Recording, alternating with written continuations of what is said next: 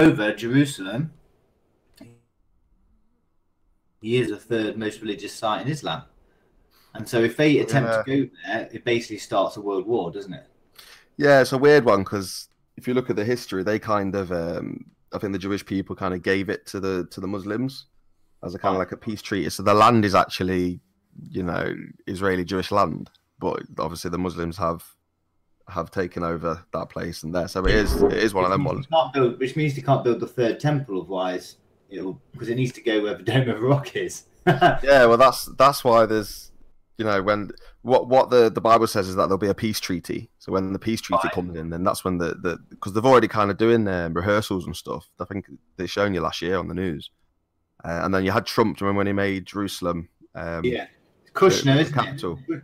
Kushner's seen as he might be the Kushner, yeah. And have you seen that where he purchased in New York? 666. Yeah, for 3 times the value, just so he could get it. Yeah, that's what I mean. It's all sketchy, man. But yeah, when that third temple's built, then that's when the Antichrist comes, and that's where he will be. Basically, the abomination of desolation is what it's called. They're trying to bring him here. Yeah, it's messed up, mate. But that's where this is the thing. That's where Christianity and Judaism starts to conflict, isn't it? Where the interests of both. Yeah, because you have the Jewish people don't believe that Christ was the Messiah, and that's why Jesus was saying, like, you don't even recognize your Messiah when he's here. You know what I mean? Like, it's been the whole of the Bible has been prophesied about me. I'm here, and you deny me. You know what I mean? But the next one, you will accept. He says, and that's the Antichrist. So when the Antichrist comes, he will basically be everything. He will be the Messiah to all the major religions. So he's going to be the fifth Buddha. I think it's the Imam Mahdi for the Islams. Obviously for the Pope will endorse him. He'd basically be everything. He'll hit all the messianic figures that it's supposed to be for all the major religions. Obviously, apart from Christianity.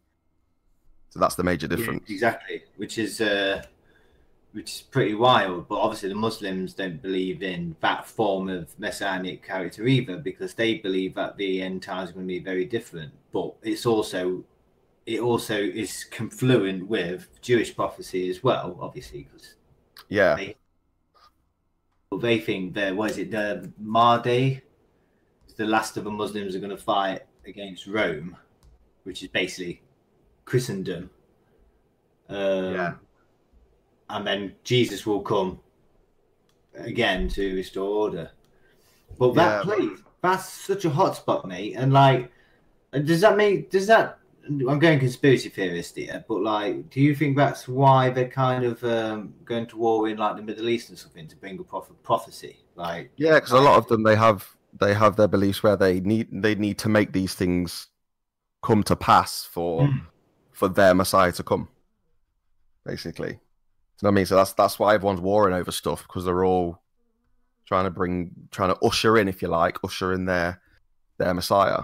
And I think the Islamic, because the Islams believe that when Christ comes back, who they will think is Jesus, he will come back and break the cross. So he will come back and deny the cross and say, because the Islams they believe in Jesus, but they don't believe he died on the cross. So when he's the Son of God either. They don't believe he's the Son of God, exactly. So when the Antichrist comes, the false prophet that's with him, he will be supposedly be Jesus, and he will break the cross, as if to say, obviously, I never died on a cross, kind of thing. And to prove that Christianity was wrong and corrupted, as they like to call it. Exactly, yeah, and then that's when it'll be a case of all of mankind we can all evolve now. We can all become the higher beings, these higher Christs. Do you know what I mean? Christ consciousness and all this kind of jazz. That's what it's going to be, and the whole world is going to be like, yeah, brilliant, let's do it. But it's the Christians that are holding us back. Biblical Christians are holding us back, kind of thing. And then everyone will be trying to kill me off, basically. So it's really weird to think that we live in a time of prophecy. Yeah, big time.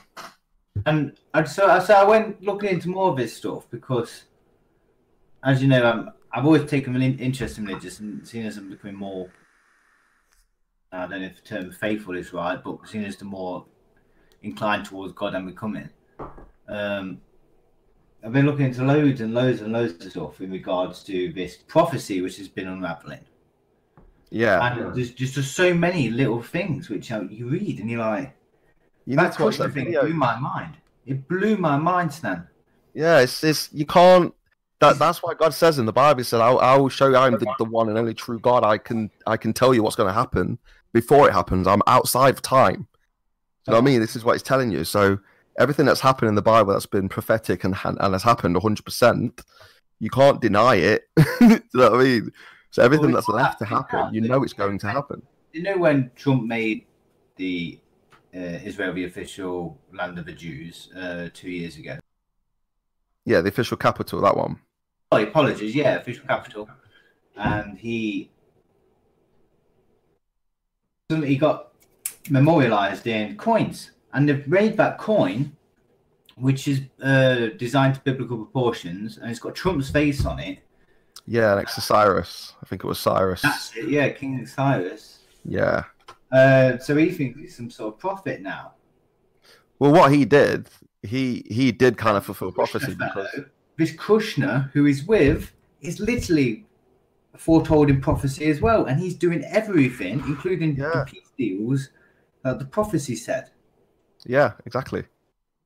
Everything's playing out, mate. Everything, even the stuff you see with Russia, and it's all there, mate. It's all it's all there. But you know, when people are talking about like the Trump election versus Hillary Clinton in 2016, a lot of people were obviously, because a lot of people don't spend the time nerding out on the internet, and they've got families and stuff most of the time and jobs, or just simply aren't paying attention. When that entire election was in no way about Mr. Badman Racist Trump and Mr. and Mrs. What's her name, corrupt Hillary Clinton. It was like part of a prophecy which may or may not have been funded. Do you know what I mean?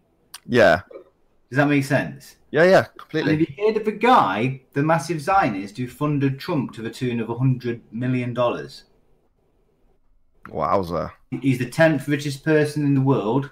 Who's this? Is it? He basically runs most of the gambling places in America, and he basically saw Trump and he's like, he's the guy who can do this.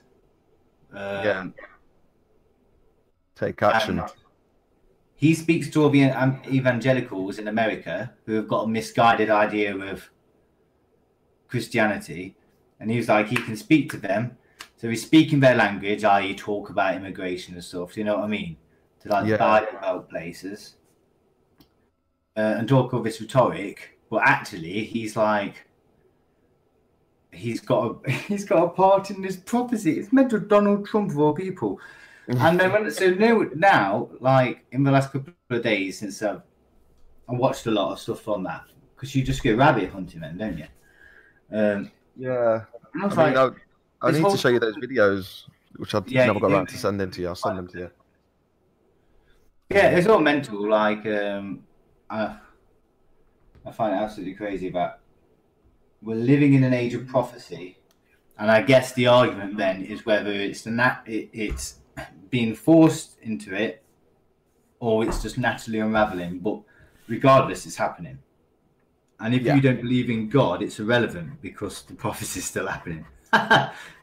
Yeah. Well, what's your take on it, Dean? From what you've just heard, I think that marquee on that arcade machine is all right, actually. I'll be honest, I kind of just phased out and drank a whole beer while you were talking. Well, going back to the original point, you probably find interest anyway. The Ark of the Covenant is said to very much exist, and we can't get to it because we start a world war, essentially. Yeah, I've heard that it's supposed to be real. I've heard that before somewhere. I don't know where I've heard it though. Yeah, I only learnt this week. Absolutely fascinating. Yeah, it's all in the Old Testament. If you read it, you know, like the escapades of Joshua and Caleb. You know, he's taken out all of the places, all of the lands of Israel, Egypt, all that kind of stuff. So the conquest of Joshua, I think it's called, which is in, I think it's Kings, is it? Where is it? Well, yeah, you can read it, man. Yeah. Do you Have you think seen they've got him? all the, Go on, Hilly.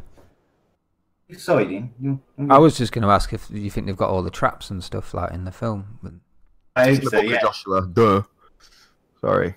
Yeah, Book of Joshua. That tells you And everything. all the traps are accounted for in the Book of Joshua as well. Yeah. And have you seen? Do you know in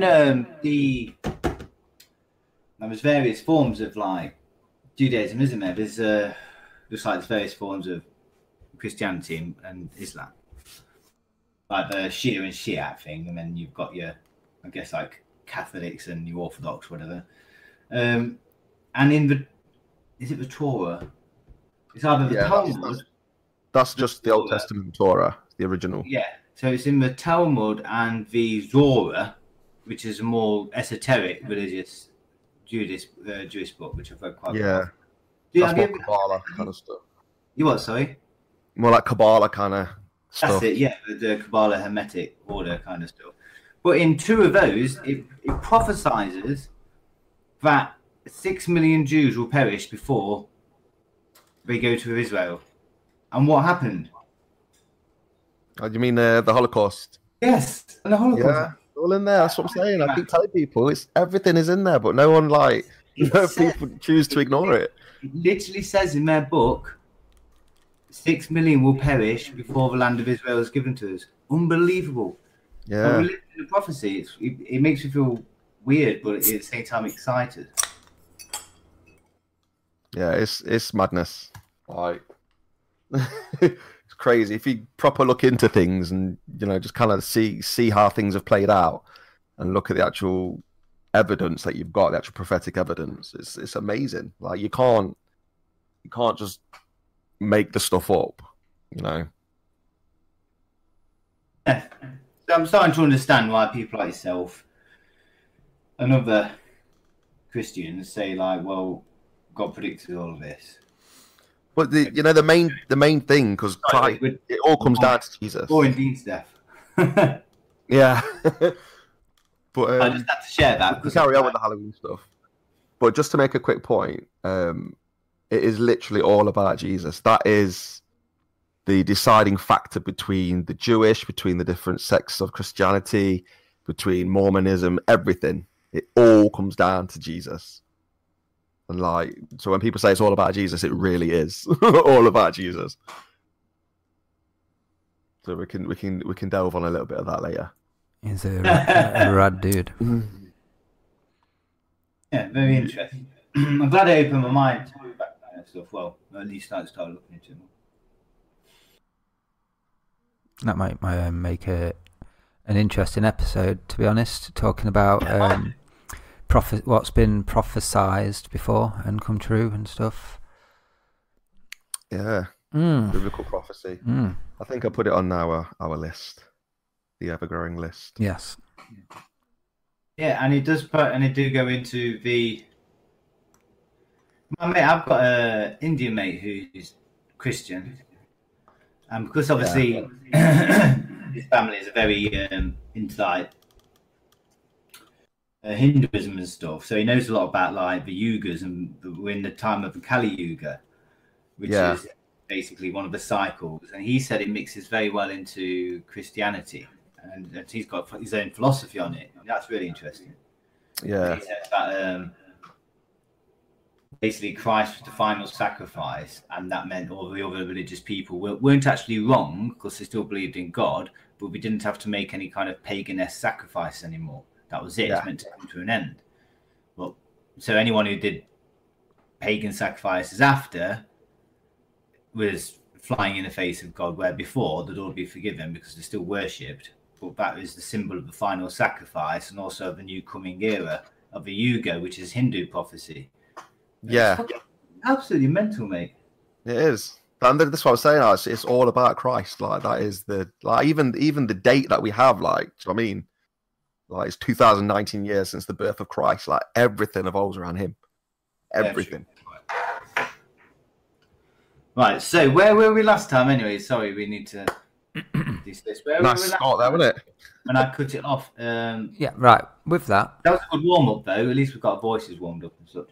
With all that in mind, welcome to question the script. Halloween Part 2. Last time before Hilly ran off, I think Stan was going to discuss, bizarrely, Harry Potter and the educational system. And he also didn't go into any of his, quote, many experiences he's had either. I think so. That's from what I remember anyway. Yeah, because we was talking about your bizarre experience, wasn't we, Dean? Yeah, we spoke about mine, and Hilly had one where he saw like a shadow person kind of thing. When have you just started recording? I started recording ages ago. Dean wasn't going to miss that good stuff, was he? So yeah, we've done about 20 minutes ago, I think. Excellent. Yeah, Hilly, what was yours again? I was yours someone near your bed, wasn't it? I believe. Yeah. So mine was someone above my bed. I had a bunk bed, and that was it, bunk bed. Yeah. pretty much saw a spectre or a shadowy figure, and it was just like an outline, black outline of somebody, but I felt its presence. Yeah. It hid under my quill. So I think I went through that, and then That's weird. Talk about yours.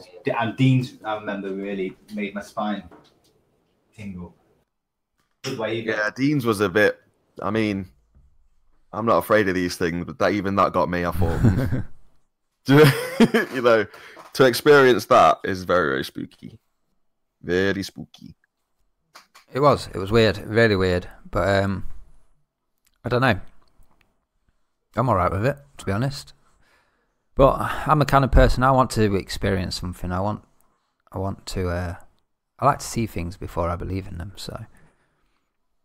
But you did say, you know, you said that and explained everything, and then you said, "Well, you know me, I don't believe in anything like that." I know, but it's still because I don't know exactly. It could have been. There's many other things it could have been. So maybe my imagination had run away with me a little bit. So I don't know, mate. It sounded a bit vivid to me. Oh yeah, it was very vivid. Just I don't know. Can't explain it, mate. Cray. Sounds like some demonic business to me. That's what it sounds like. So did we all have a nice Halloween? Because we recorded before Halloween, and now just breaking the curtain a little bit. I didn't really have much going on in Halloween. Usually have either a party or some weird happenings or something spooky, which maybe I'm looking for, maybe just coincidentally happens, but it was a pretty uneventful one for me. Did you all partake in the tradition of drawing the curtains and ignoring the door? We didn't actually get any trick-or-treaters. We didn't either. You know what? We had one knock at the door and I ignored it. It was about 7 o'clock and I thought it was a bit late for trick-or-treaters. So I ignored it and that was it for the night. Really weird. Wow. Considering I live on an estate that's like full of young couples with kids and stuff, you would have thought there'd be a lot more, but no, naff all really. That's all right then. But they did have a Halloween event on. There's like a pass through from one estate to the other, and they had like a little event with a table and some pumpkins and juice and stuff for the kids. So I assume they all just went there instead, which is good because they didn't badger me. Cool. Yeah, I live in a cul-de-sac and don't really have anyone, to be honest. Yeah, you'd have thought on your estate you'd get quite a few as well, to be honest. Yeah, nothing. I mean, it's understandable that Hill is because he lives in the back end of nowhere, but... Yeah, if you want to get hit by a car, I don't think it's worth the streets, is it? But yeah, in Normanton, I remember coming in from work and there was so many kids and parents and stuff. They weren't even making an effort. I mean, someone would just bin liners on and just a mask and the PE uniform. That's what it's about. Goodness. Were you cursing them all as you rode past? I wasn't cursing them. I was just, looking at the parents thinking, gosh, you got no idea what you're doing. Like, you're all going to burn. No, not like you're going to burn. It's just, when people do things, they don't even know. Very ignorant, isn't it? They don't know what they're doing. Like, literally. It's crazy. They're just having a bit of fun, man. Yeah, well, you know my thoughts. You know my thoughts on fun, Dean. Yes, Shut it down, man. Yes, no fun around here, please. Fun, what fun? Oi. But yeah, I mean, we kind of got onto that. We went through the history of what Halloween is, Samhain, even, and the other one. So it's actually that is the Eve, Hallows Eve, the Eve of the Holy Ones that have passed on. That's how Catholicism kind of took it on. Yeah, we carry it on now to this day. Yeah. So you said you had because obviously we didn't get to your experiences. You said you've had quite a few. Yeah, these ghostly experiences, or no, I only had one before I came to Christ. I had one experience, and then if you're serving the Lord and you're a praying Christian and stuff, then things do come for you. You do get plenty of attacks, and demonic things do come for you because you're kind of disrupting the kingdom, so to speak. So, but yeah, I mean, I think the first ever experience I had was, how old was I? 17 or 18. And I remember I was living at my sister's house at the time because I was actually homeless. It was a bit of a rough time. But I just finished at the bar, so I just finished from Bespoke, and I came back to my sister's, and I just kind of settled down, getting into bed. And I remember I would always kind of speak to the Lord, but I wasn't saved, but I would always acknowledge him. I remember this one particular night where I was just like struggling up, and I was like, good night kind of thing. And then I just heard this demon just like shout in my ear, man. Yeah. Like what? Like, right in my ear. And honestly, man, it scared the life out of me. That's crazy. You can imagine someone literally shouting down your ears, like as close as I am to this mic. Like, what? Like, it was just so demonic. It was like, who are you trying to speak to? Do you know what I mean? You've got no authority to pray, kind of thing. You've got no authority. Yeah. Like, what do you think you're doing, kind of thing? It was horrible, man. And yeah, that stopped me for years and years, like doing anything in terms of, seeking God or anything, because I was just scared. Yeah. That's giving me scared to say anything or. Yeah. So what? From what I assume now, what they tried to do worked effectively, because it stopped me for years ever trying to seek the Lord. But that was the first ever supernatural thing I think ever happened. Did your sister? Where did your sister live? Whereabouts? That was a Browning Circle, right at the bottom of Browning Circle. Is it quite like an old estate then? Oldish, I think. I'm not quite sure how old it is. Browning Circle's quite old, I think. Would you think that was more like a spirit kind of thing, or a demon, or something like that? That was a straight. I mean, from what I know now, I know that was like, even back then I didn't know too much, but from what happened, how it sounded, just the hatred and just the actual act of what happened, I know that was literally. I mean, that stuff can be happening all the time around you, but you can't hear it. You know what I mean? You can't pick up on it. But at that particular moment, I just think that window and that veil was open. I heard it, like, horrible, man. That doesn't sound nice. I bet it took you a while to get to sleep as well after that. Yeah, literally, I was in bed as well. It was right in my ear, like as if someone stood right next to you, probably 5 inches away from you, and shouting in your ear. Yeah, like that. Just like that, yeah. Just like that. Well done, lads. That was just weird. Barking at nothing. What are you barking at? Yeah, Has somebody come to shout at me? I had a few experiences. Like I said, that was the first one. I'll just give you one more. One was. In fact, I'll tell you this one, because this is very revealing. This one is. Oh, lovely. Yeah, there's a few that I could say, but this one in particular. So this one particular night, like I say, when you're serving the Lord, you do get a lot of attacks. You can have a lot of situations where you can literally feel your spirit coming out of your body, so to speak. So whenever you hear people say, something happened in the spirit, it can be that, out of body kind of thing. But this one particular evening, I just went to sleep, and there were these two entities, and I'll try to describe them. They were basically very dark, but their actual faces were like birds, So they had like a bird face. You know, like back in the day where they used to have doctors that had those long noses and stuff. Yeah, with them long gas masks on. Plague doctors. Yeah. Yeah, a bit like that. You know, they had like bird features, but they also looked like they had feathers all over them, like they were wrapped up in feathers, these black feathers. And there was 2 of them, and they were identical. And I remember I seen them come to the window, so they were stood outside the window. This is my bedroom window, by the way. So I'm up on the 2nd floor, but they were stood there as if we're on the ground floor. Does that make sense? Yes. Yeah. Yeah. So they just basically stood there, and they came in. I remember how they came, and I remember looking at them, and they were just kind of just looking at me, and they're walking around, and they walked at the side of my bed.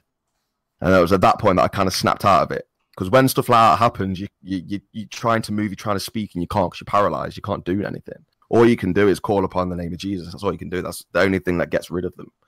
So you're trying to, you know, say something, but that took place, and then they went. I snapped out of it, and they went, and I remember it. I still remember it so clearly right now. It was only a couple of weeks after that I was speaking to my sister Deborah, and she said, "Did something happen to you a few weeks ago?" I was like, "Yeah, I did actually. These two, you know, fallen angels, demons, whatever they were, came to my bed." And she says, "I knew it." She said, "The Lord told me you need to pray for Andrew," and it was literally at the exact same time that it happened. It was about 2-3 in the morning. So obviously her praying kind of helped, but that's the kind of thing that can happen in the spirit. Like, you know, one person can be praying for another at exactly the same moment when something's happening. You just know things are taking place. But that's revealing, but the most revealing part is this bit. Months and months after that, have you seen the show Ancient Aliens? No.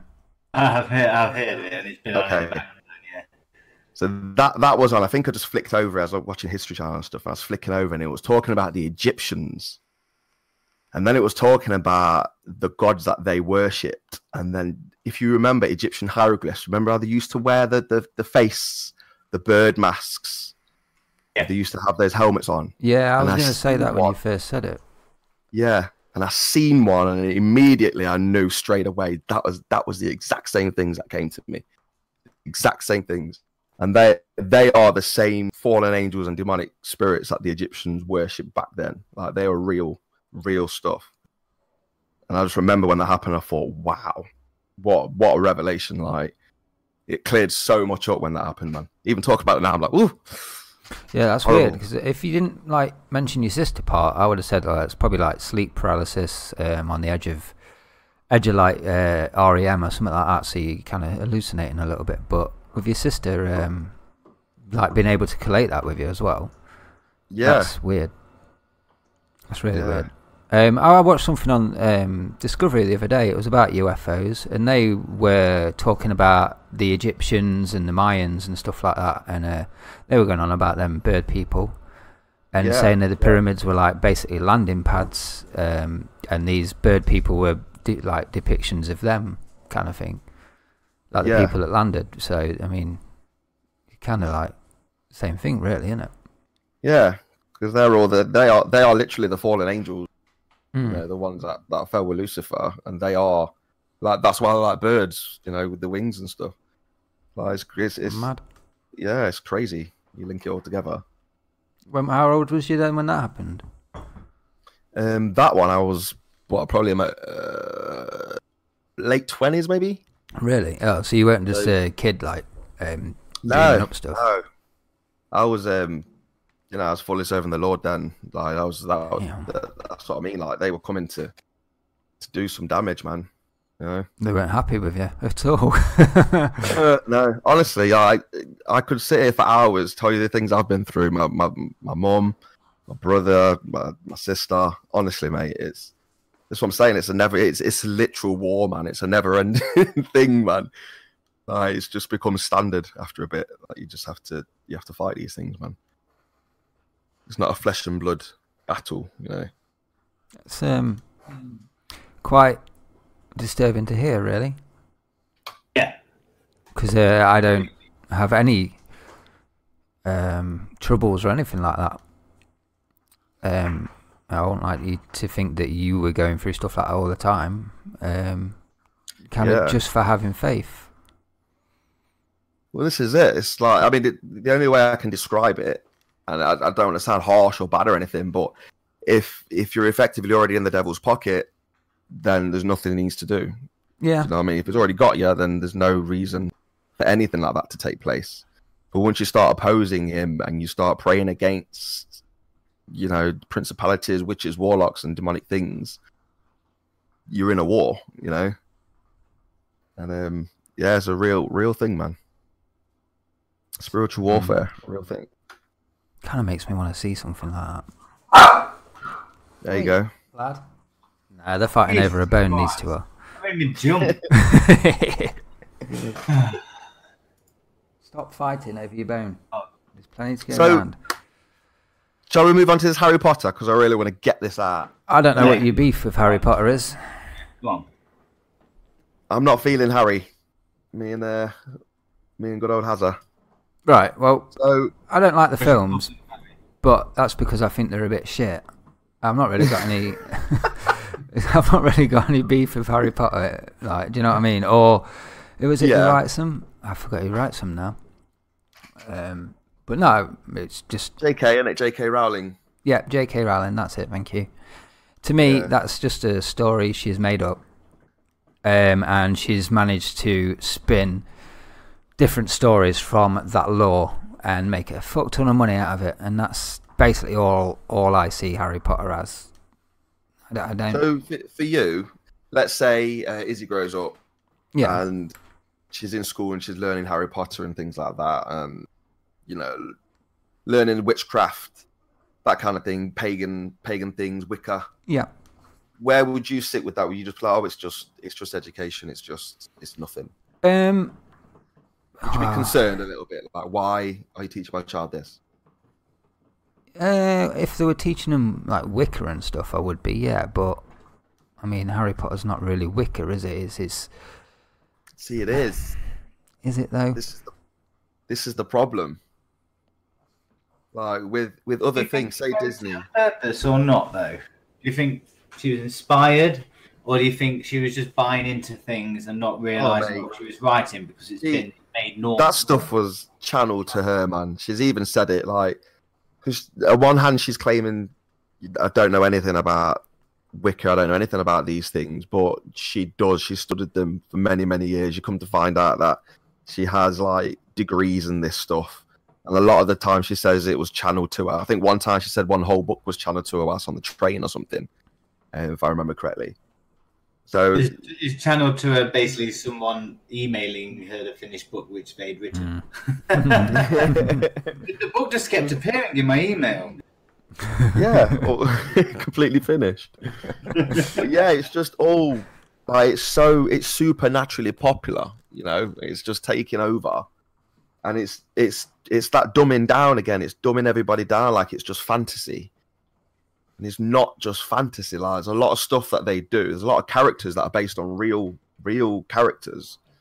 And the things they do. My main problem with it is, with Disney and things, you have witches and things. They're in the story, right?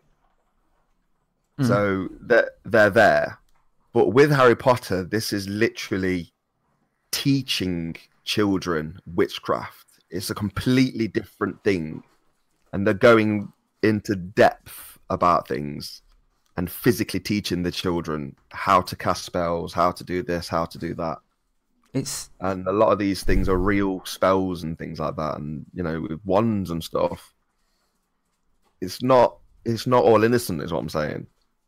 Yeah, I know some of the spells that we say without realising it. Isn't it like Alakazam? Abracadabra, things like that. Abracadabra actually means something really sinister or something. Yeah. Like that. What does it mean? Do you know? I used to. So yeah, it means something really, really. Is it bring into being or bring into life? But it's got its origins in something really nasty. Yeah. Really. She's not moved at all. And this is the kind of stuff I mean. It's real sinister stuff that is being played out as just fantasy. And it isn't fantasy. And again, it goes back to the same old story of the biggest trick the devil plays is making people think it doesn't exist. That is the major game. See, what I would have a thing with in regards to Harry Potter is that it is possible. I know you said she said that these books been channeled to her, but it is possible that she's just written these books, not realizing what they really stand for, historically speaking. But that's probably because those kind of historical evils have been made so normal and like trivial these days that she doesn't realize the meaning behind them. She just thinks, "Oh, this sounds cool." Could it not be some form of accident that she's written it all? I don't think so. Personally, What do you think? She's a shill? I just think she's a tool that's just been used by the Kingdom of Darkness, pretty much to write these things, have them in just to target the children. Again, it's always the children, always get the youth. Do you think she's a tool, as in like she was a knowing participant in that, i.e., she made a Faustian pact, she sold her soul to the devil in order for these rituals? Or do you think she was a normal woman who was like channeled by a bad force to do this without realizing it, without consent? I personally think that it got channeled to her not in an innocent way. I think of a better word, just in an unknowing way, and it started to come. But once you start accepting and taking the pleasures and the gifts that come with that, there's a massive prices that you need to pay. So I think once it came to the point, where more books would come in, more gifts, more money, then she's going to know exactly what she's doing. Does that make sense? Yeah, she's a very wealthy woman now. Yeah, and that's what I'm saying. You can't get to those kind of levels in certain industries without a little boost and a little help and a little selling of your everlasting soul. But the whole educational system is where it's annoying me. So basically, I'll give you a quick rundown. Faith's just started a new school, right? And the teacher there has she separated all the school children into Harry Potter factions, like Gryffindor and all that kind of stuff. So I was like, that's a bit sketchy. But I didn't say anything. It's quite innocent in that respect. But then they were on about they're doing yoga and stuff, and the old school tried to get daughter doing yoga and that kind of stuff, and it's like, I was dead against it. Like, you can't do it. You can come back to that, but I basically had a chat with the teacher, and I says, "Look, I don't want any of this Harry Potter stuff. Have you got any of that in the curriculum coming up?" So she gave me all the books that they're going to be reading. Harry Potter wasn't one of them, but then obviously Jackie works in the school. So she was saying, "Look, we read Harry Potter and that kind of thing, and it's part of the kind of curriculum." I'm like, well, that's wrong. How can that be part of the curriculum? It doesn't make sense to me that witchcraft, Wicca, witches, warlocks is part of an English curriculum. Why is Harry Potter part of the curriculum? I don't exactly, because it's literature. Why? So is Harry Potter is replacing the kind of literature that we used to read, like Dickens or Shakespeare? Or something? Yeah, because Dickens and Shakespeare is boring as fuck to a 12-year-old boy or girl. So let's make it interesting. On a total innocent stance, regarding everything Stan just said about Harry Potter, it's literature which is written well. So let's get kids reading, which they don't do very often anymore. They just play Fortnite. So let's get them reading stuff. So that's probably why it's on the curriculum. So that's one way of looking at it. But let's get a little bit deeper then. So in the States a few years ago, in the States, they would have Harry Potter as the curriculum, but then the homework and the side projects that they need to do for the curriculum is go to this website, get details of this website, and the websites they're going to are real satanic Wicca websites that they're going to get information. So it's not a case. So it's starting innocently, but then the stuff they need to do, the out branches and the offcuts of their curriculum, is going to these actual real websites to get information to do their work.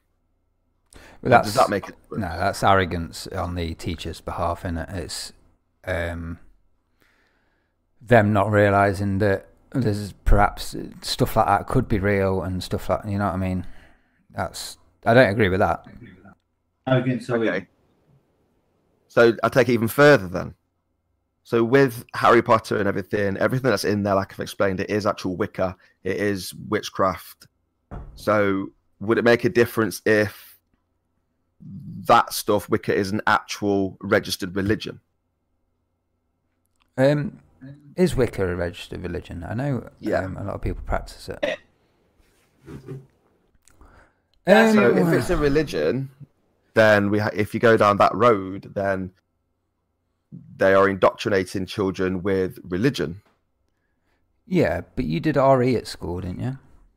Yeah, we did RE. And they taught different religions.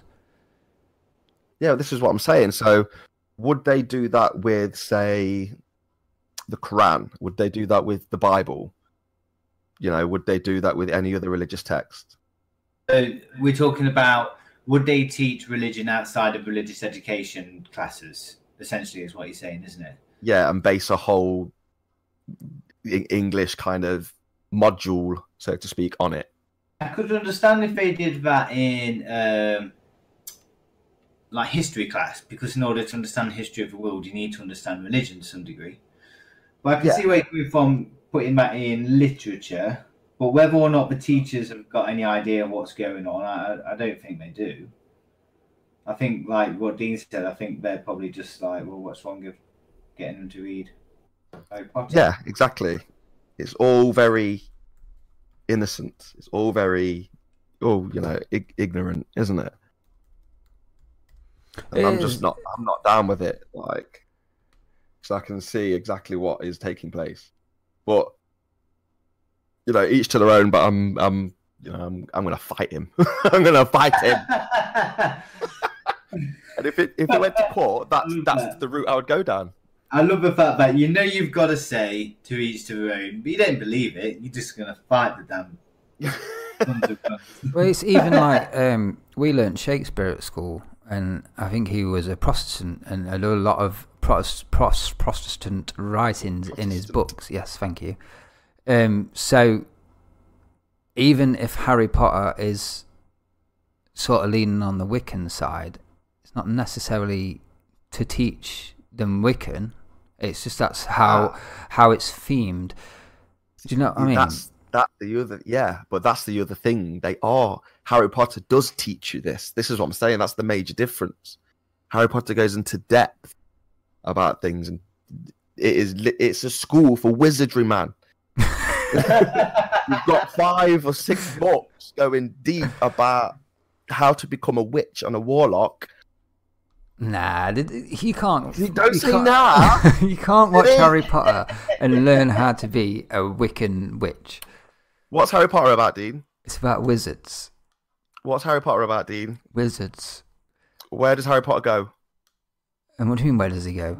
He goes to a sorcery school. School? What? Yeah, school? But the story's about a kid that goes to that school, not here's how you practice Wiccan. Really? Yeah. Really? Yeah. So when they're all sat down in class, and he's literally teaching them made up spells, which might resemble real spells, but I very much doubt that these spells will actually work. And because I'll tell you now, Dean, do some digging just in your spare times. Have a look and see the realities of what some of the stuff is and some of the characters and that kind of thing. I will take all the spells that are taught in the school of Harry Potter and try them and see if they work. Have a look. So then the parallel, if you like, to that would be, okay, let's get all the children and let's teach them how to become, I don't know, a Satanist. Shall we do that? Because that's a registered religion. Shall we do that? Would you be happy if they were teaching her Christianity? Many people wouldn't. But would you be happy? But that would be biased on my part, wouldn't it? Yeah. This is what I'm saying. We can't have religious bias in schools anymore, but yet Harry Potter seems to be just the biggest hypocrite of everybody. Would you be just as outraged if they were teaching Christianity in the school? I wouldn't be outraged, no. Of course not. So do you The think same way that, people are outraged if they go to court and swear on the Bible. People still do that, don't they? do you think that they, I'm not suggesting this is true, I'm asking you, Stan. Do you think then that because they've created this spiritual vacuum in school, or religious vacuum, because a lot of people will question that their kids aren't being taught Christianity? For example, Muslims, I don't think, would be especially happy to be having a kid taught Christianity, vice versa. You've got the atheists who don't want either. Well, it depends what some atheists will probably go, well, you can teach my kids Islam but not Christianity, for example.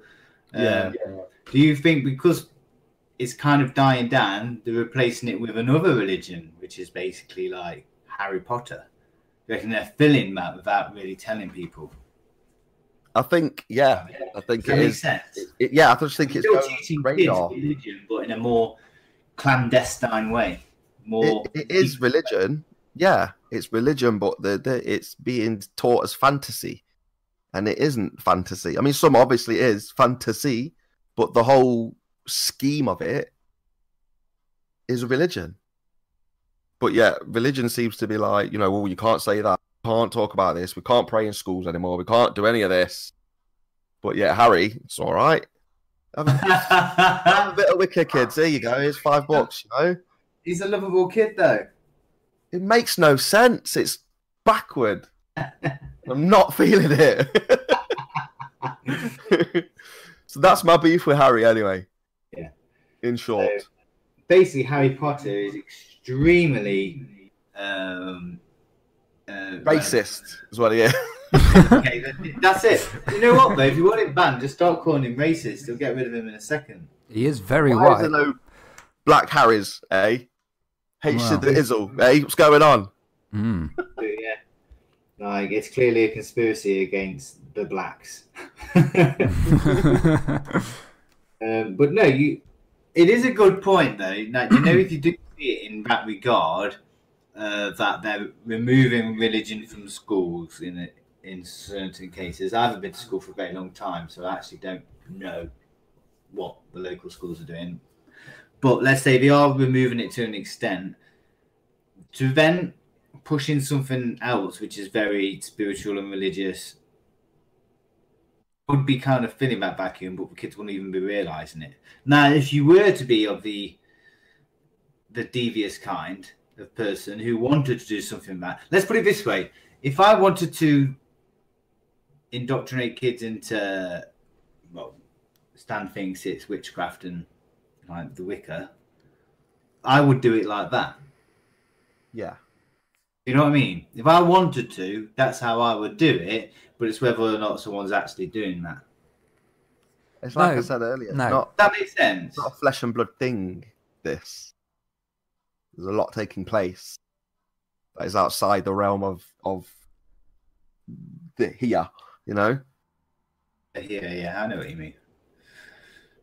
Very interesting. Wicca is on an uprise, is what we're saying. So that's what we're saying. So if you see a courtroom appearance by one Andrew Stanley versus Harry Potter and the educational system, so I've been thinking about it, it's the only road. You're away. You just full named yourself. Bleep that out. Witches are coming for you now, son. They do anyway, mate. So it makes no difference. But how many minutes are we on here? I've no idea. That's my beef. Right. Okay.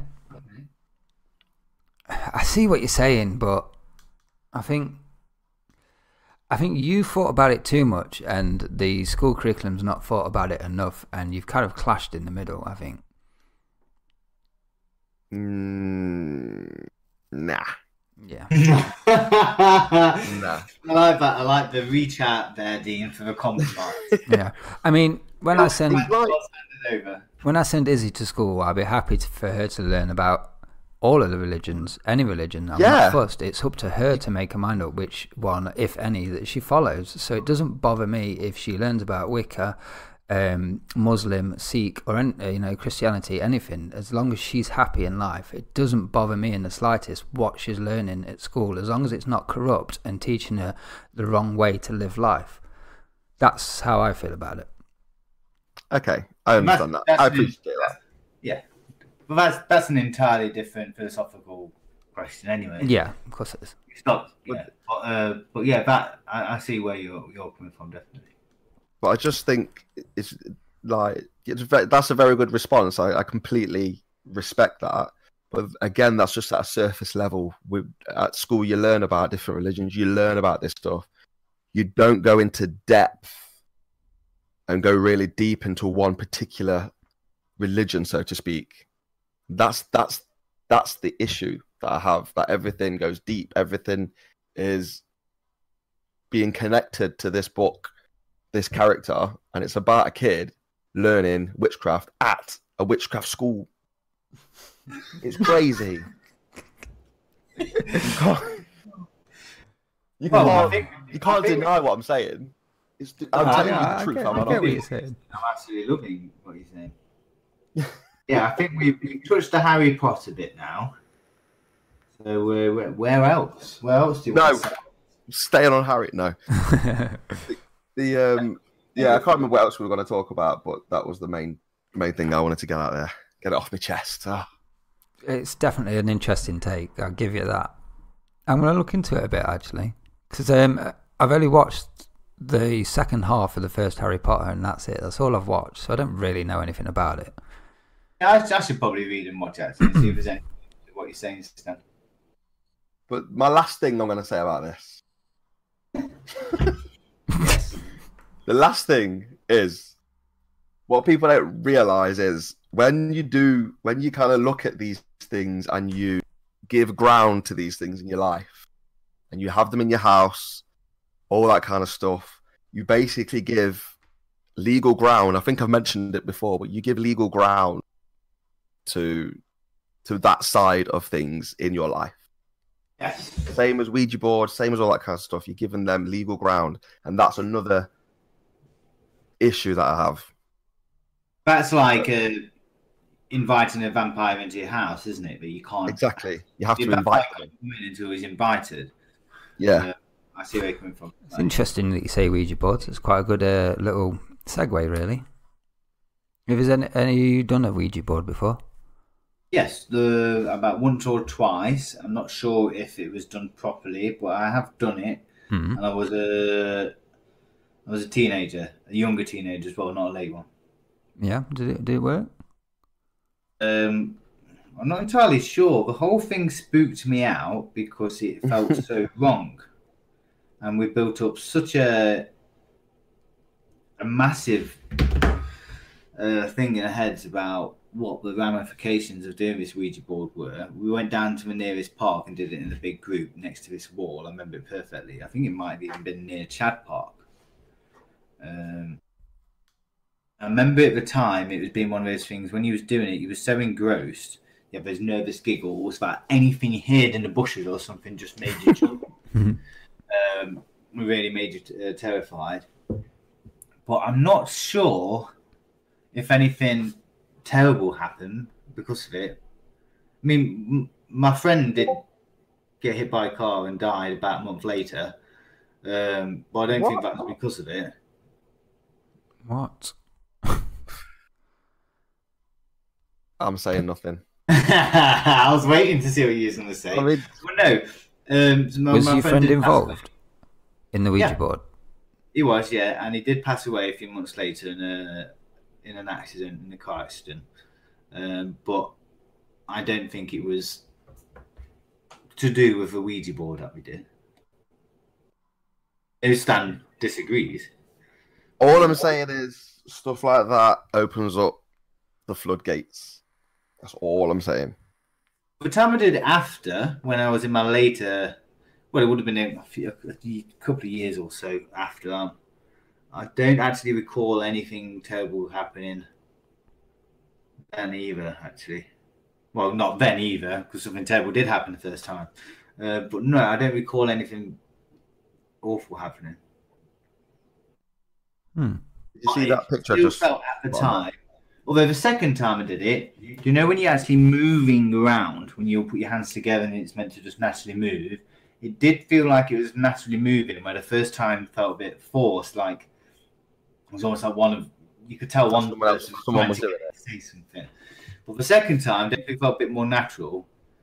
And it was very, very scary at the time, but nothing too spooky happened afterwards. But I don't know if it is real, I don't know if I suddenly let something negative. I mean, not all evil forces kill something or lead to death. It can just lead you on a bad path, I believe. And that didn't really. I started hanging around with you lot not long after, so that was probably bad news. Never a good thing. You lot are a result of a Ouija board, yeah. Well, what about yourself? Yeah, I've done a fair few actually. I think I spoke about one on the last episode that I got a scratch on my head. But when I was younger, I did it with 3 other people. I'm not going to name them. I'll just call them Fat Man, Kayla, and Psycho Bitch. You better beat these names out, Dean. we did quite a few, probably like 10 or something like that, quite regularly at one point in our lives. And nothing, I can't remember anything bad happening, but I definitely believe there's something to it because the thing told me what my grandma's maiden name was, and I was obviously the only person who knew that. Really? Yeah, and it also we all asked if our spirit guides were there, because that was like the thing you ask. Yeah. And mine was called Ken, which we all laughed at, strange name, but it turns out that one of my granddad's best mates was called Ken, and my granddad died before I was born, which like I found that out recently, and that kind of rung a bit true. But other than that, as like Hilly said, it did feel natural the way it was moving around the board, but at the same time I can't really trust the people I did it with to not fuck about with it. So exactly, that's a big thing about doing a Ouija board as well. You have to have a lot of trust in the people you're doing it with to think, is it being done properly? Is this phenomena happening, or is somebody just like messing around? I mean, at the time I trusted them completely, but it turned out that one of them was cheating on me, so so perhaps not. Sorry, I shouldn't laugh. No, you shouldn't laugh, but you can laugh now, innit? It's like, but yeah, so yeah. This is like what fucking 20 odd years ago, so it's all good. But yeah, I don't know what to think about them. I want to do another one, but I can't find anyone to do them with. I don't really want to do it in my house either. why not? Just in case. In case. Yeah. Mm. In case of what? In case some bad shit happens, man. So there is a part of you that thinks, oh, okay. There's something to it. I mean, they've not come through. I mean, this is one of the like things that's survived many, many, many years, and that's still regarded as something that can speak to, I don't know, otherworldly things or spirits or whatever, and also regarded as quite bad as well. And all the wives' tales and stuff like that, they've been going on for years and they still happen. So there's got to be something to it. Okay. So for that reason, I'd like not to do it in the same house that my daughter lives in. Call me crazy. No, but that's just that healthy suspicion and skepticism. I mean, I think we know as well. Like you still are open to the belief in like the supernatural and stuff. Oh yeah, I'm open to belief in everything.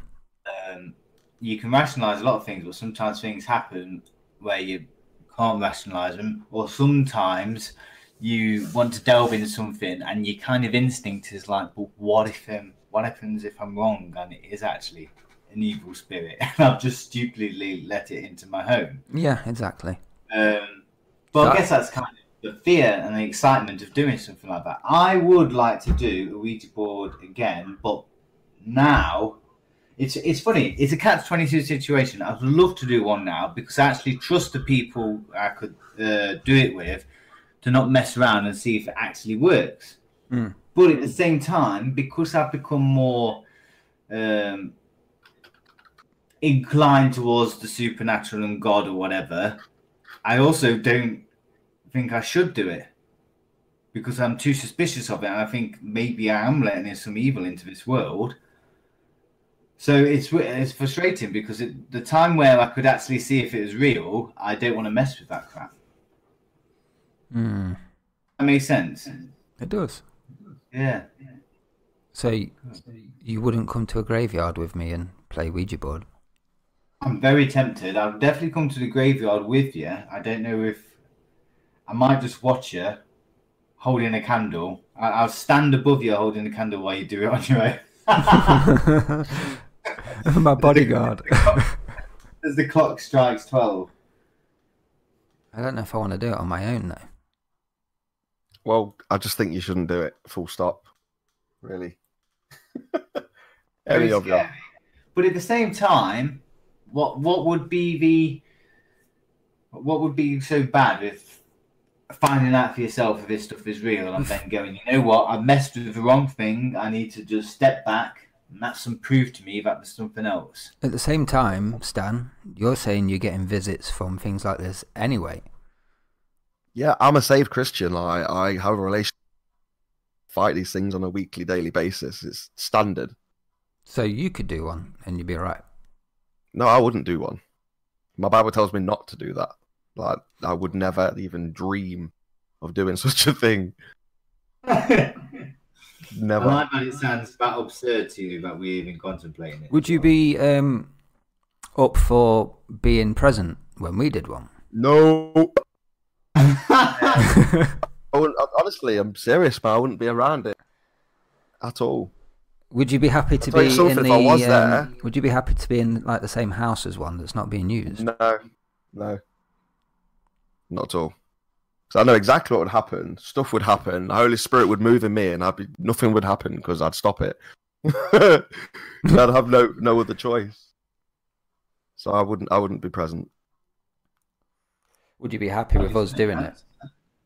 Well, you have free will. You can do whatever you like, but I can just warn you against it, not to do it. Like, if you're speaking to people and they say, "Oh, you know, it's your uncle Tommy," it's not your Uncle Tommy from back in the day. I can assure you that much. And for you guys, and you say like you don't believe in certain things, like I would like to know if you was to do one, what would it take in that experience for you to say, "Yep, I know that the supernatural is real. I know that there is some next realm, some next dimension taking place." Feel it. Go on, Hilly. I think I would genuinely feel it.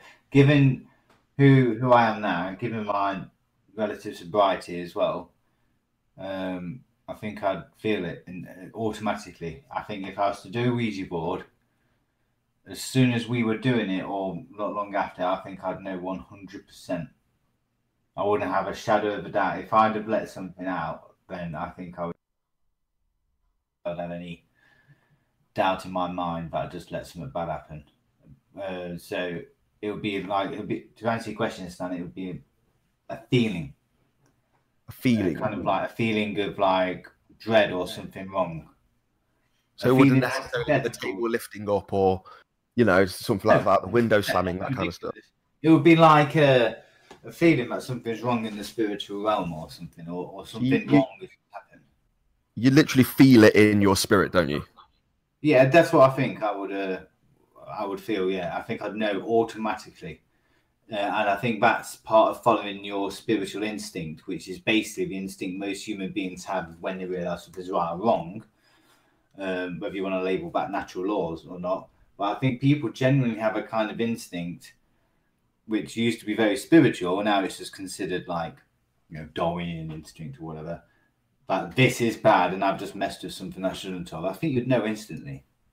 Yeah, and it's the same reason why Dean said he wouldn't do it in his house, because you know deep down within your very being, you know that stuff is contacting demonic things. You know that deep down. But it might not be demonic. It might just be innocent spirits chilling out. I want to see some fire, some blood and stuff for me to believe. I mean, you mentioned a window slamming. Then come and slam my windows. Whatever, man. Just slam the windows. I don't care. If you want to see some stuff, why don't you turn to Christ? Because I ain't seen no stuff with Christ. He wants to see. This is what I'm telling you. You want to see some stuff. His Xbox explode in a pool of blood. Yeah. This is what I'm saying to you. Why don't you try? Because I don't feel any benefit from it. You don't feel any benefit. No. So you'd rather be drawn to darkness rather than light to see something. Well, I find it more interesting. So you find it more interesting. Mm. That's really, really strange. It's not because, well, I think you went to the same school as I did, which was a Christian school, but I was a few years before you, and they taught a lot of Christianity in school, and I just find that side of it really just normal, and the other side really interests me because it always just felt like that was a bit naughty in a way. Do you know what I mean? Which is probably why I got into rock music. So I went to a gig and it was like, whoa, people don't really normally listen to this stuff. It's awesome. That's the kind of feeling it gives me. Do you know what I mean?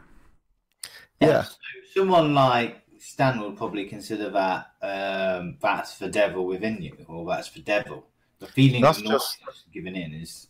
Yeah, it is literally humans love darkness rather than light. Like that's what the Bible says. People choose darkness rather than light. And it's that the is same like with like Star Wars. You prefer Darth Vader to Luke Skywalker, don't you? You know what I'm saying? This, as you said, the darkness always seems more intriguing and a bit more mysterious. I just want to not necessarily start worshipping stuff like that, but I just want to see if it's real. I want to know. If it's real, Dean, then fine, leave it be. Very real. I can tell you that from your experience. It's very real. That's good. Come slam my windows. I'm calling you now. Slam my window. Do it. Nothing's happening. You do need to know that sort of stuff from yourself, your own experiences. Though I do think that, and I will. This is something I genuinely believe. I do think that a lot of what we used to instinctively and naturally feel across the globe as human beings, we've been told to rationalize against our instinct in a lot of situations. Yeah. So if something, do you know if I actually saw my bookcase fall over now? Yeah.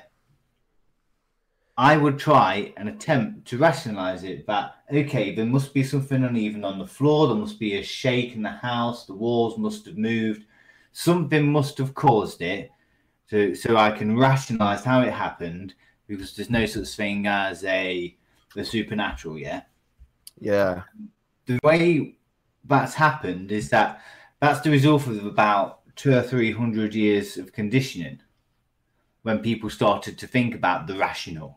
Because of science, there's always a scientific explanation to that. Yeah, that's it. So I do understand that the will and wish to rationalize absolutely everything is a modern phenomenon. And yet, still try to rationalize stuff. But my instinct would be like, I would instinctively feel something wrong has happened, something dreadful, something scary. And then automatically, like, the kind of conditioning or the brainwashing kicks in and I have to rationalize it. Now, I'm not saying it's wrong to rationalize, but I'm very aware that I'm under the conditioning to rationalize it. This is that's very interesting. Making. Like, I understand that I have been brainwashed into doing it, but I still do it. But I'm not saying it's actually wrong to do it, but I understand, like, rationalization takes conditioning to do. Yeah, very, very interesting that is, because that's like exposing stuff, what you just said there. Like, we are conditioned completely, man, to rationalize everything. There's always a rational explanation to this. There's always a reason for this, you know? But I'm also not saying that there isn't a rational explanation for everything. Oh, of course, yeah. What I am saying that rationalism is something very antithetical to your instinct. You have to overcome your instinct on a lot of things, and you see it a lot in mainstream society. You see things which aren't natural to you, and then someone will be like, there's a reason for that, there's a rational explanation for that, and you're meant to ignore your natural observation and instinct and feeling, and then go, oh, actually that's all right. Like, you know, when I see cars and traffic jams, my instinct is to tell me this is wrong. This has never happened in human existence. Why the hell is the speeding metal all around in traffic jams? But I rationalise it because I'm like, well, we're just part of the modern world and it gets us to and fro. But my initial instinct is always one of absolute terror. Yeah, I do think you instinctively feel something's almost spiritually wrong. Something's wrong in the realm of the universe. Rationalise it very quickly or find a reason. Yeah, so cut a long story short, it's a no to Ouija boards. There you go. But yeah, I'm in between all sorts of stuff at the moment. I do believe in spooky stuff. I do believe in ghosts. I don't know what ghosts are. I haven't come to that conclusion, but I definitely believe in them. I don't know whether like a trans-dimensional being. I don't know whether they're a dead spirit, somebody in purgatory. I don't know what they are, but I definitely believe in ghosts. I heard a good theory about ghosts not long ago. I was trying to explain it to Stan the other day. So someone was saying, basically, if you think of time as like a flat piece of paper, wrapping around a central coil like a toilet roll. So you've got time, and all the past is underneath the present. Does that make sense? So it's wrapping round and round and round, and if there's a tear in the top layer, which we're on right now, you see part of that past through that tear. So, which would explain why most ghost sightings are of Romans or someone from Victorian days or stuff like that. I mean, they're never wearing Kappa poppers or Nike Max, are they? Do you know what I mean? So that is very true. So it would kind of explain, like, if the universe is, I mean, they've just said the universe is flat, so it kind of puts this theory out the window. But if time was wrapping round, it would, at some points, reveal itself again, over and over again, and you'd see that in this timeline. I thought that was quite an interesting rationale to ghosts, that one. So would you think that's scary, though? If you started to think that was the reason ghosts existed, would you start to find ghosts less scary should you come across one? Yeah, totally, yeah. Because if it was, I don't want to use scientifically proven, because I know a couple of us don't believe in science at the minute, but if it was scientifically proven that was... I believe in knowledge, mate. But yeah, if it was proven that was what they were, then yeah, that would... It's not quite as spooky as a dead person's spirit coming back, is it? You know what I mean? Yeah. I know what you mean. It's a good theory. I like it. It's really interesting that somebody has come up with that idea, because they're right. Most ghost sightings, when they're depicting a person, are of old, aren't they? But then at the same time, you could say that olden times were a lot more traumatic than times are now. So the residual memories and stuff like that are probably going to linger longer than somebody who can't get on Xbox Live for a week. Or do you know what I mean? So... Yeah. Have you got some Xbox going on? Have you got an Xbox, Steve? I do have an Xbox, yeah. Live references. I do have an Xbox, yeah. I've been playing Banjo and Kazooie and loving it. On Xbox? Yeah. That was a Nintendo. Yeah, it's been remastered. Brilliant. Yeah, it's really good. No talking, just get on with the game. I have come across not exactly what you've been talking about, but that ghosts are simply just transdimensional beings which are just slipping through space-time. And if there's like the theory of a multiverse, for example, when there's a tear in space-time, something from the multiverse, which isn't running exactly in parallel, just goes into our world and then out again. Because is it string theory where things are kind of like going in and out and crossing over each time? Yeah. I'm not sure. I don't understand string theory very well. I'm probably wrong on that. But there is this idea about things like vibrations. So like you've got these straight lines. Let's say you've got 3 straight lines, yeah, all next to each other. And they start to vibrate a little. And as the vibrations get bigger, they start to cross each other's lines.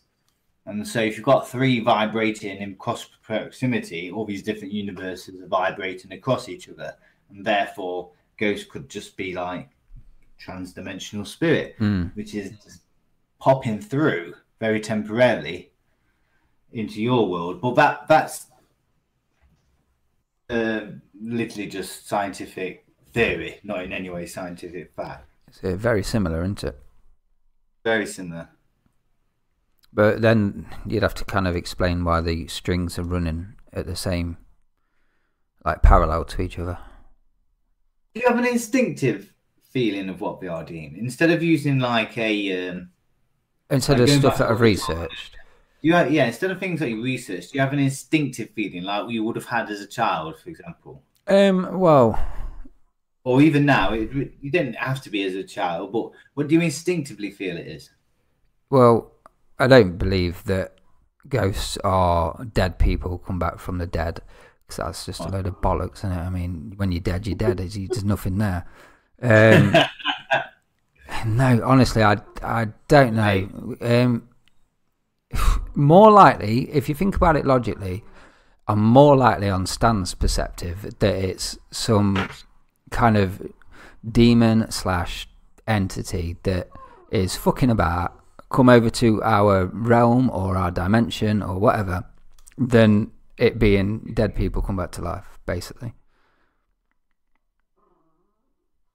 Cool. But, yeah. I like that. Yeah, well, that's just the logical. If you think about it logically, that's more likely than when you die, your spirit lingers about. Because it's true, that is what you're thinking about it in a logical manner, though. I mean, but is that what you instinctively feel? Yeah. That's what your conscience tells you. Yeah. Pretty much. Yeah. You know, if I was unaware of science, or I mean, it's difficult because you don't really know what's affecting you with all the different things in your brain all the time. But generally, deep down, I think the dead people. I think they're the spirits of the dead. Yeah, like traditional. Back to send a message. Yeah, I've got a very traditional view of what a ghost is.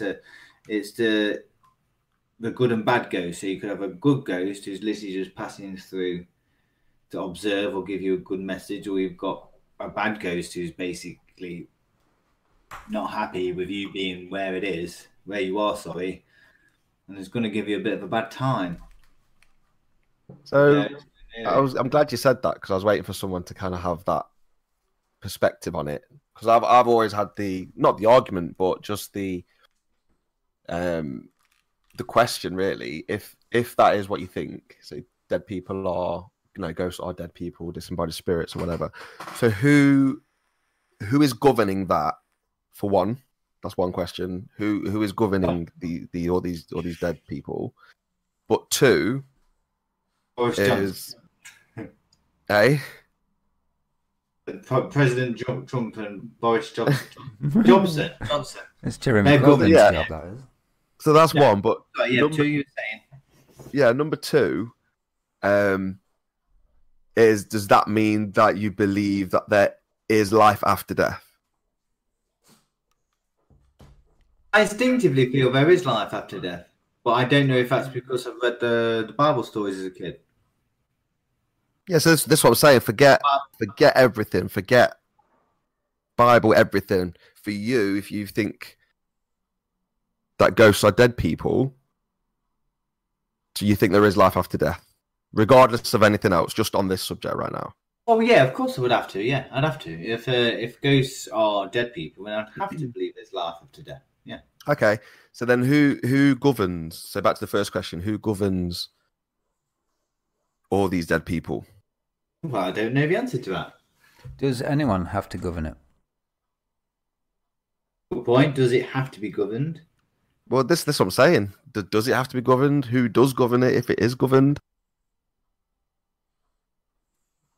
You see what I'm saying? Yeah. Because it's like trying to have best of both worlds, really. Because I mean, a lot of the time, if I'm at work or whatever, day in day out, I listen to people in the street and what they're saying, and sometimes people have an idea and they're so 100% sure, but when you go into it, I'm not saying you, I'm just saying in general, when you go into it, people's theories just fall apart. It's like they're so adamant that, yeah, this is that, and then you go into it, and then You're right. If you push the people theory hard, falls apart. and that's when you find people get very angry with you as well. We don't like it. Yeah. So You find the only way to get make people angry is you talk about God and things like that. People get very angry. Yeah.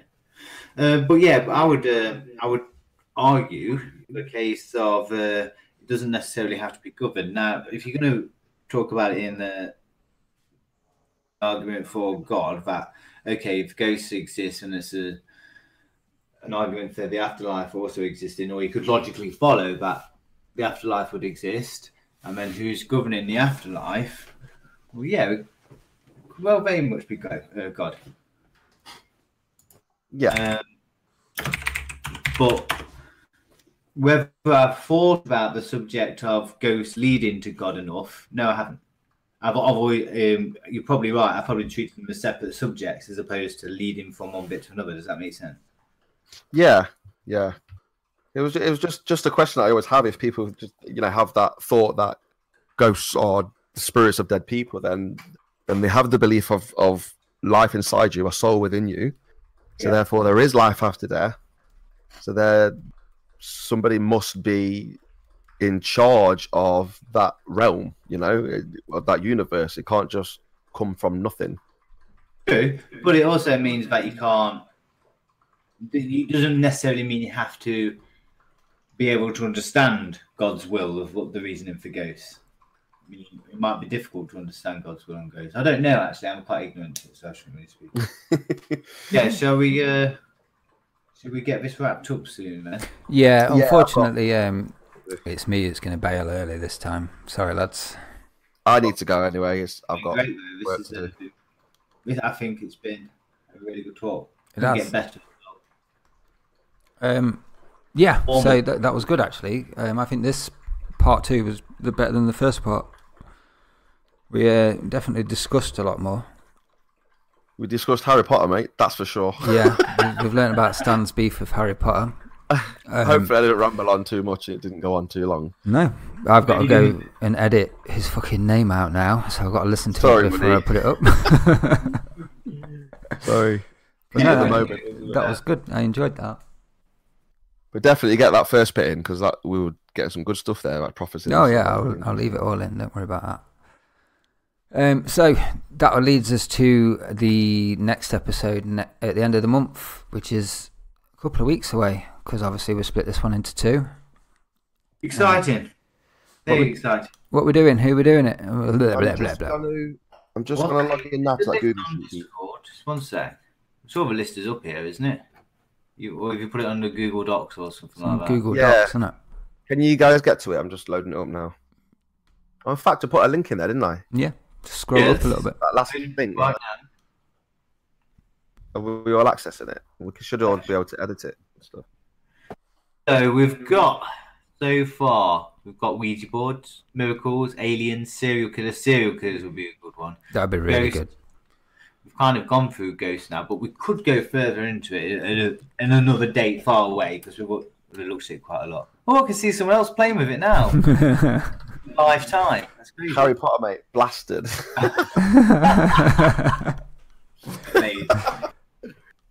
So we've got evolution, which I'm sure will bring a lot of lively discussion on the school system, banking system. I could rant on about the banking system for ages. Definitely.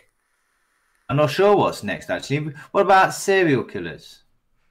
That'd be interesting, but I don't know if that would require quite a bit of research, which we've not really got much time for. I have to ad hoc that while you're actually doing it. Okay. Aliens. What about? Aliens might be interesting.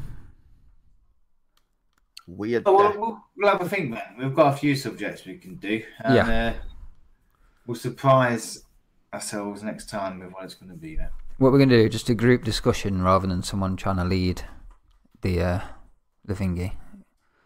I think group discussion works better because it just ultimately ends that way anyway. Yeah, it does, to be fair. It just leads that way. Yeah, unless someone's got like a bit of an essay they want to recite or something like that, then yeah, it works a lot better, doesn't it? Yeah. I'm sure next time we're going to be talking about serial killers, and then Stan's going to interrupt with a 40-minute essay on Harry Potter. Yeah. No. Yeah. I had things I had to Hermione say. is the worst serial killer ever to the school system. Emma Watson. What, is it Emma Watson? What a bitch. Watson, yeah. Hermione. All right, Emma Watson, yeah. Yeah, she's the one that everyone got a massive hard on when she turned 16. Oh, pretty ridiculous. Really bad. But like the Daniel Craig, see some of the movies he was in after that. Everything he's done has just been like Daniel really Craig. You mean James Bond? No. What's his name? Daniel Radcliffe. Sorry. Oh yeah. I say Daniel Craig's in some great movies. Daniel Radcliffe. Yeah, he doesn't need. Yeah, like his movies have just been bad. Yeah, actually have been bad. He's not done well at all, has he? No, I mean he's done a lot. Look at this filmography. Oh no, not that. He's won a lot of stuff apparently. Right, so we had a couple of people contact and ask when this was coming out. So I'm just going to say, if you want to contact us, you can get us on Twitter at @jump_cancel at Twitter. What is it? Oh no, at @jump_cancel. On Facebook is Jump Cancel. And also, this is costing me money to do. It costs me like $15 a month to upload these fucking episodes. Does it? Yes. Oh my. Yeah, exactly. So we've got a Patreon, which is patreon.com/jumpcancel. So if you want to donate any money, and that will make us really happy.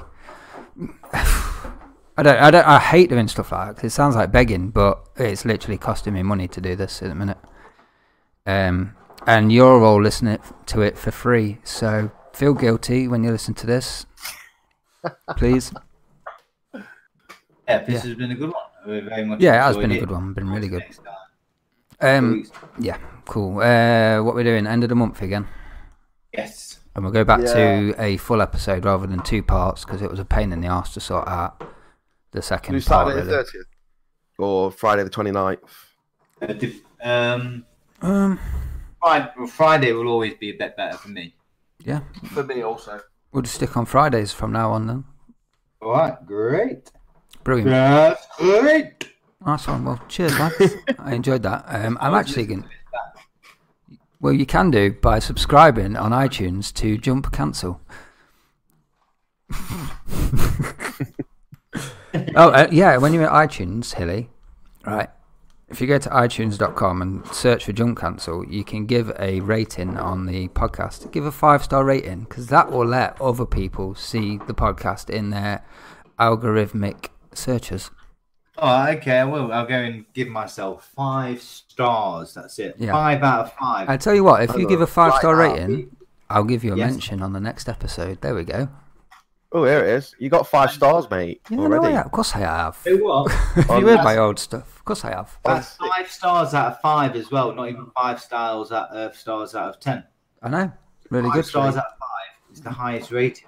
How do I... Oh, here we go. Love the podcast. Brings back great memories of games past. That's right. If you listen to the older stuff, it's all about retro gaming, which I'm going to try and do a bit more retro gaming stuff again. You do some great podcasts in the past. Thank you. Oh, here it is. Halloween Part 1.